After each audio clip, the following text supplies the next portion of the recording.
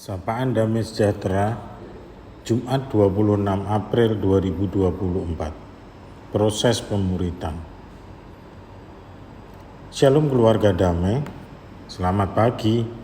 Perenungan Samas pagi ini mengulas tentang proses pemuritan sebagai salah satu cara pembinaan untuk membawa orang Kristen kepada pengenalan akan Kristus yang benar dan mampu menghadapi tantangan kehidupan nyata yang dihadapi oleh orang-orang Kristen.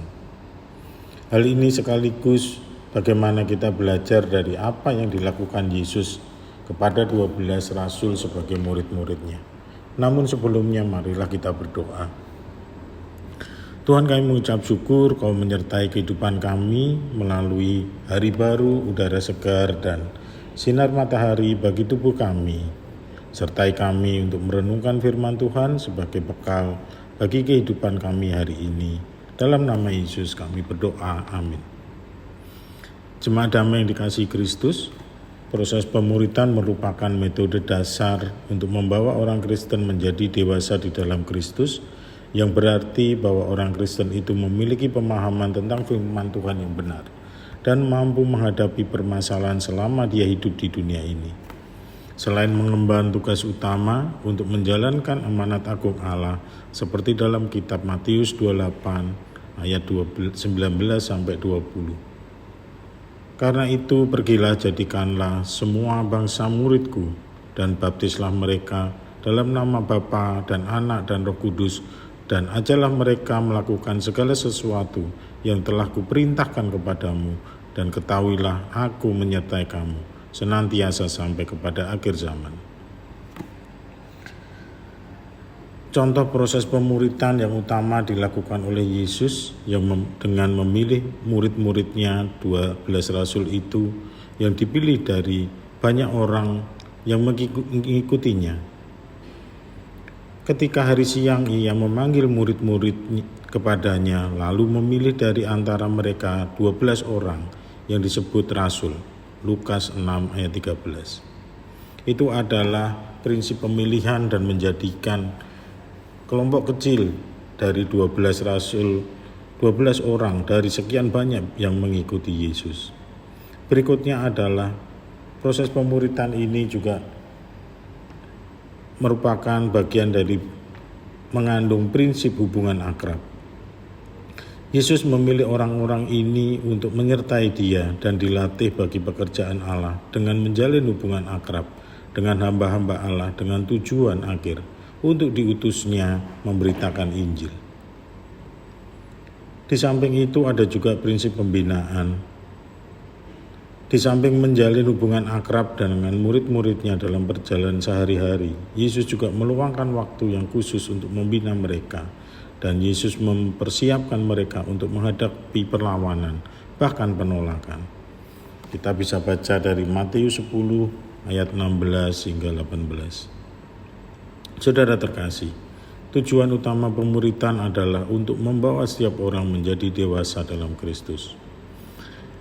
Bukan hanya kitab Kolose menekankan bahwa karya penebusan Kristus menyelamatkan umatnya, tetapi itu juga mengajarkan bahwa melalui karya penebusan Kristus, orang-orang percaya bertumbuh dalam kedewasaan. Tujuan pemuritan karenanya bukan hanya menjadi petobat yang menghasilkan petobat, tetapi agar semua orang yang percaya menjadi semakin serupa dengan Yesus. Pemuritan yang sejati melibatkan berinvestasi pada orang-orang percaya yang lebih muda, yang berjalan mengarungi hidup bersama dengan mereka, dan yang mengembalakan mereka menuju kedewasaan Kristen. Bukan pengetahuan atau keterampilan yang akan kita kembangkan dalam murid-murid kita, tetapi kuasa Allah yang bekerja di dalam kita. Di dalam kitab suci, pemuritan disamakan dengan pengasuhan anak oleh ibu atau bapaknya. Keduanya memiliki persamaan yang menakjubkan, adalah tepat memandang diri Anda sendiri seperti orang tua rohani bagi mereka yang Anda muridkan. Sama seperti seorang ibu yang baik berusaha untuk mengasuh dan mengasihi mereka yang Anda pimpin. Dan sama seperti seorang ayah yang baik berusaha untuk memenuhi kebutuhan mereka dan mendorong mereka untuk hidup sepadan dengan panggilan mereka. Akan tetapi jangan memanjakan mereka. Orang tua yang baik tidak menyuapi anak-anaknya terus-menerus, tetapi melatih mereka untuk makan makanan keras dan bukan hanya bubur, dan merawat diri mereka sendiri. Mereka memiliki tujuan utama untuk mempersiapkan anak-anak mereka pergi keluar. Di dalam pengasuhan rohani, kita harus berpikir dengan cara pandang yang sama. Hal ini seperti disampaikan dalam kitab Kolose 2 ayat 7-12. Keluarga damai yang terkasih, saya memiliki pengalaman mengikuti proses pemuritan sejak masa remaja, mulai di masa SMA hingga kuliah lalu. Saya bersama beberapa teman masuk dalam kelompok kecil dibimbing oleh kakak rohani yang memiliki kedewasaan iman yang lebih tinggi. Dalam kelompok itu kami belajar firman Tuhan dari serial bahan PA yang telah disiapkan secara rutin 1 atau 2 minggu sekali. Di sana kami menelaah dan mendiskusikan firman Tuhan, lalu mengambil proyek penerapan pribadi untuk melatih hidup sesuai dengan yang diajarkan firman Tuhan. Di fase ini kami menjalankan prinsip pembinaan. Kami juga menerapkan prinsip keakraban dalam kelompok kecil itu melalui kegiatan bersama secara informal untuk saling belajar dari sikap hidup sehari-hari secara real. Di sini kami saling mendorong, mengingatkan, menegur atas apa yang kami lakukan dalam tindakan sehari-hari. Kami juga bersama-sama bergaul dengan kelompok-kelompok lain, bahkan orang-orang banyak, baik yang sudah di dalam maupun masih di luar Tuhan. Inilah fase kami melatih hidup nyata dalam keseharian yang harus tetap didasarkan pada firman Tuhan yang kami pelajari bersama. Tujuannya agar kami tidak seperti katak dalam tempurung dan kuper tetapi kami bisa melatih hidup benar dalam kehidupan nyata yang majemuk dan banyak permasalahan.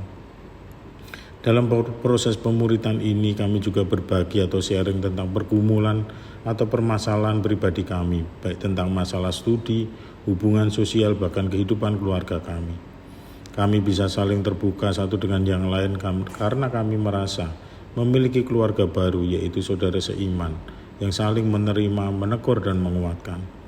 Seperti murid-murid Tuhan Yesus yang berasal dari orang biasa dan memiliki permasalahan hidup, anggota kelompok kecil kami berasal dari background beragam. Tidak semua berasal dari orang-orang yang pandai, juara, dari orang tua yang kaya, dan orang keluarga yang harmonis.